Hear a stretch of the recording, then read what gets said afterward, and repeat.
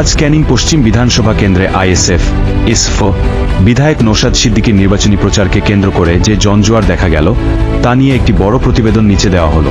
ক্যানিং পশ্চিমে নওশাদ সিদ্দিকীর প্রচারে জনশুনানি, পরিবর্তনের ডাক ভাঙড়ের বিধায়কের। ক্যানিং চৈত্র শেষের তপ্ত দুপুরেও বিন্দুমাত্র ভাটা পড়ল না উৎসাহে।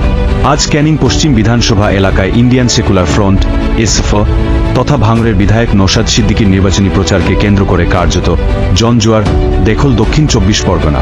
স্থানীয়দের দাবি, এদিন নওশাদ সিদ্দিকীর রোড শো এবং জনসভায় যে ভিড় উপচে পড়েছিল তা কার্যত লক্ষাধিক মানুষের সমাগম। এক নজরে আজকের প্রচার কর্মসূচি, পথসভা ও রোড শো। ক্যানিংয়ের বিভিন্ন ব্লক ও পঞ্চায়েত এলাকায় হুডখোলা গাড়িতে চড়ে প্রচার চালান নওশাদ। রাস্তার দুই ধারে দাঁড়িয়ে থাকা হাজার হাজার মানুষ তাকে পুষ্পবৃষ্টিতে ভিজিয়ে দেন।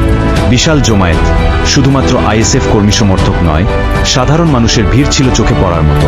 নওশাদকে একবার ছুঁয়ে দেখার বা তার কথা শোনার জন্য মানুষ বাড়ির ছাদে এবং গাছের ডালে পর্যন্ত উঠে পড়েছিলেন। মূল দাবি, দুর্নীতিমুক্ত পঞ্চায়েত ও বিধানসভা গড়তে সাধারণ মানুষকে নির্ভয়ে ভোট দেওয়ার আহ্বান জানান তিনি। বক্তব্যে শানিত আক্রমণ।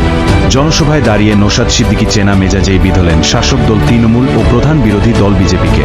তিনি বলেন, ক্যানিং পশ্চিমের এই বিশাল জনসভায় প্রমাণ করছে মানুষ আর ভয় পেয়ে ঘরে বসে থাকতে রাজি নয়। আপনারা যত বেশি সংখ্যায় বুথমুখী হবেন ততই দুর্নীতির পাহাড় ধসে পড়বে।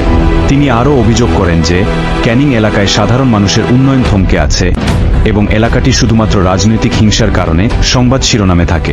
এই চিত্র বদলাতেই তিনি মানুষের সমর্থন চান। রাজনৈতিক তাৎপর্য। রাজনৈতিক বিশ্লেষকদের মতে ভাঙড়ের বাইরে দক্ষিণ ২৪ পরগনার অন্যান্য এলাকাতেও নওশাদ সিদ্দিকীর জনপ্রিয়তা বাড়ছে। আজকের সভা তার বড় প্রমাণ। বিশেষ করে ক্যানিং পশ্চিমে সংখ্যালঘু ভোটের পাশাপাশি যেভাবে অন্যান্য স্তরের মানুষের উপস্থিতি দেখা গিয়েছে তা শাসক শিবিরের জন্য উদ্বেগের কারণ হতে পারে। উপসংহার, সব মিলিয়ে আজকের ক্যানিং পশ্চিমের কর্মসূচি ছিল নওশাদ সিদ্দিকীর রাজনৈতিক ক্যারিয়ারের অন্যতম সফল একটি দিন। ভিড়ের চাপে অনেক জায়গায় যান চলাচল ব্যাহত হলেও আইএসএফ সমর্থকদের মধ্যে ছিল উৎসবের মেজাজ। এখন এই উপচে পড়া ভিড় ভোটের বাক্সে কতটা প্রতিফলিত হয় সেটাই দেখার। নির্বাচনী লড়াই ও জয়ের আশা। নওশাদ সিদ্দিকী তার বক্তব্যে বলেন যে ক্যানিং পূর্বের মতো ক্যানিং পশ্চিমেও আইএসএফ ইসফ এবং বামপন্থীদের জয় নিশ্চিত।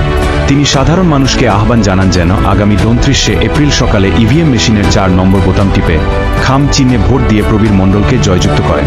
কর্মসংস্থান ও অর্থনৈতিক নিরাপত্তা। তিনি অভিযোগ করেন যে বর্তমান সরকারের আমলে রাজ্যে কর্মসংস্থানের অভাব রয়েছে, যার ফলে যুবকদের পরিযায়ী শ্রমিক হিসেবে ভিন রাজ্যে যেতে হচ্ছে। তিনি প্রতিশ্রুতি দেন যে তারা ক্ষমতায় এলে পরিবার পিছু অন্তত একজনের স্থায়ী কাজ বা ওয়ান ফ্যামিলি ওয়ান জব এর ব্যবস্থা করবেন। এছাড়া অসংগঠিত শ্রমিকদের দৈনিক মজুরি বাড়িয়ে ৬০০ টাকা করার কথাও তিনি উল্লেখ করেন। দুর্নীতি ও ইনসাফ প্রতিষ্ঠা। তৃণমূল কংগ্রেসের বিরুদ্ধে তোলাবাজি, কাটমানি এবং কয়লা ও বালু পাচারের মতো দুর্নীতির অভিযোগ তুলে তিনি বলেন যে এই অনিয়মগুলো বন্ধ করতে এবং এলাকায় ইনসাফ বা ন্যায় প্রতিষ্ঠা করতে আইএসএফ বাম জোটের প্রার্থীদের জেতানো প্রয়োজন। সম্পত্তি ও ধর্মীয় অধিকার রক্ষা। ওয়াকফ সম্পত্তি রক্ষা এবং তৃণমূলের আমলে মন্দির বা শ্মশানের যেসব সম্পত্তি জাল দলিলের মাধ্যমে দখল করা হয়েছে সেগুলো উদ্ধার করে প্রকৃত কর্তৃপক্ষের হাতে তুলে দেওয়ার প্রতিশ্রুতি দেন তিনি। রাজনৈতিক সমালোচনা। তিনি বিজেপি এবং তৃণমূল উভয়কেই আক্রমণ করে বলেন যে ভোটার তালিকা থেকে নাম বাদ যাওয়া বা সাধারণ মানুষের হয়রানির জন্য তারা উভয়েই দায়ী। বিজেপিকে রুখতে এবং তৃণমূলকে হারাতে বাম ও ধর্মনিরপেক্ষ শক্তির ঐক্যবদ্ধ হওয়ার ওপর তিনি জোর দেন। সবশেষে তিনি উপস্থিত জনতাকে ঐক্যবদ্ধ থাকার এবং ভোটের মাধ্যমে তাদের গণতান্ত্রিক অধিকার প্রয়োগ করার ডাক দেন। জেলার সব খবর এখন থেকে আপনার হাতের মুঠোয়। সব খবর দেখুন এক ক্লিকেই আপনার মোবাইলে। রাজনৈতিক, দুর্ঘটনা, খেলা, বিনোদন সহ আপনার এলাকার সমস্ত খবরের আপডেট পেতে চোখ রাখুন জেলার সর্ববৃহৎ এবং জনপ্রিয় ডিজিটাল মিডিয়া প্ল্যাটফর্ম ইনসাফ টিভির পর্দায়। চ্যানেলে সম্প্রচারিত সমস্ত বক্তব্য বক্তার একান্ত মতামত, তার দায় চ্যানেল কর্তৃপক্ষ নেবে না।